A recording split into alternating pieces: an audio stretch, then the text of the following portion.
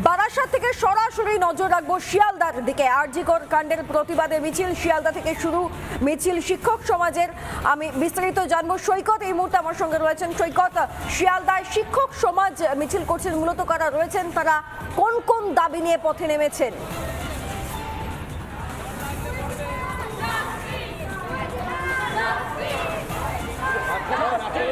দেখো, মূলত এই যে মিছিল শুরু হয়েছে মূলত শিক্ষক সমাজের মিছিল, কোনো ব্যানার কোনো ফ্ল্যাগ ছাড়াই আজকের এই মিছিলে নেমেছেন। বা বলা ভালো, আরজি করের ঘটনা সুবিচারের দাবিতে শিক্ষকরা মিছিলে নেমেছেন, শিক্ষকরা পা মিলিয়েছেন। শিয়ালদা থেকে এই মিছিল শুরু হয়ে শ্যামবাজারের উদ্দেশ্যে যাচ্ছে। এই মুহূর্তে রাজাবাজার ক্রসিংয়ে রয়েছে এই মিছিল।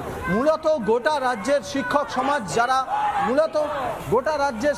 সমাজ, সেই শিক্ষক সমাজ তারা এই মিছিলে নেমে